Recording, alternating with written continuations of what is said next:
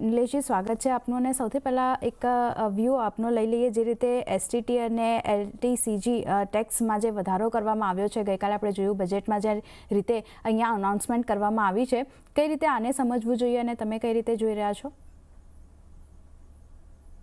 સો again, આમાં ઊંટની પીઠ ઉપર તણખલું એ વસ્તુ યાદ રાખવા જેવી છે. કેપિટલ માર્કેટને પહેલા કીધું કે આપણે એસટીટી લગાડીએ છીએ કેપિટલ ગેઇનની જગ્યા પર.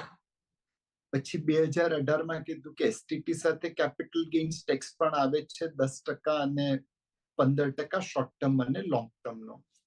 2024માં કીધું કે એસટીટી રહેશે, એમાં થોડો વધારો કર્યો, 10નું 12.5% કર્યું, 15નું 20% કર્યું.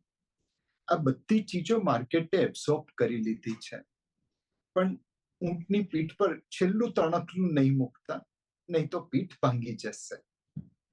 જે રેટ વધાર્યો છે એ માર્કેટ એક્સેપ્ટ કરી લીધો છે, કારણ કે તમારા આ બજેટને કારણે માર્કેટનું વેલ્યુએશન વધવાની ક્ષમતા છે. બજારનો ભાવ, પ્રોફિટ અને પીઈ રેશિયો એ બેને લીધે નક્કી થાય. ટેક્સ વધ્યો છે એટલે થોડી પોસ્ટ ટેક્સ રિટર્ન ઓછું થશે, પણ ફિસ્કલ કોન્સોલિડેશન કરી છે બજેટમાં એટલે વેલ્યુએશન વધશે. નેટ માર્કેટને બહુ ફરક નથી પડતો, એટલે ટેક્સ વધાર્યા પછી બી માર્કેટ બહુ ઘટ્યું નથી.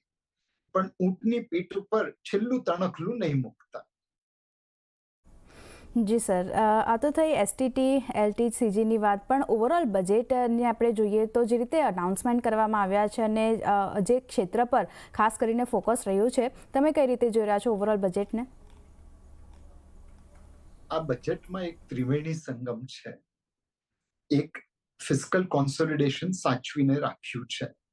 100 રૂપિયા કમાઈએ છીએ, 104 રૂપિયા ને 90 પૈસાનો ખર્ચો કરીએ છીએ. એમાંથી 3 રૂપિયા ને 40 પૈસા તો નિવેશ માટે કરીએ છીએ. આપણા બાલ બચ્ચા પર ખાલી 1.5 રૂપિયાનું ડેટ મૂકીને જઈએ છીએ. સેકન્ડ, આ બજેટમાં જેમ મેં પહેલા કહ્યું એમ ઇન્વેસ્ટમેન્ટ ઉપર ધ્યાન આપ્યું છે. એની મલ્ટીપ્લાયર ઇફેક્ટ આવશે તો ગ્રોથ સસ્ટેન થશે.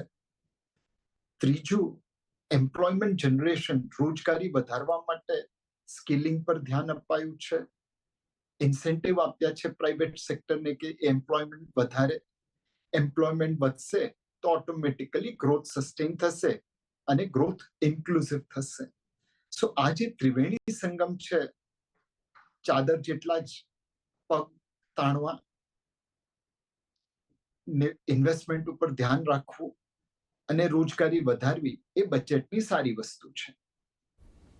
જી સર, પણ હવે માર્કેટ પર ચર્ચા કરીએ તો હવે અહીંયાથી તમે કઈ રીતે જોઈ રહ્યા છો બજારમાં? જે રીતે આપણે બજેટ રજૂ થયું ત્યારબાદ એક વોલેટાલિટી આવતી જોઈ, તો હવે તમારા મતે બજાર અહીંયાથી હવે ક્યાં આગળ આપણને વધતું જોવા મળશે? ગઈકાલે હું એક બહુ સમજદાર માણસને મળ્યો.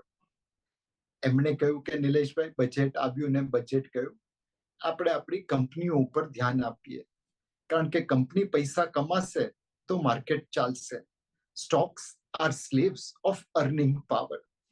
એટલે હવે બજેટને એનાલાઇઝ જરૂરથી કરવું જોઈએ, પણ ફોકસ આપણો કંપનીના કામ ઉપર હોવો જોઈએ.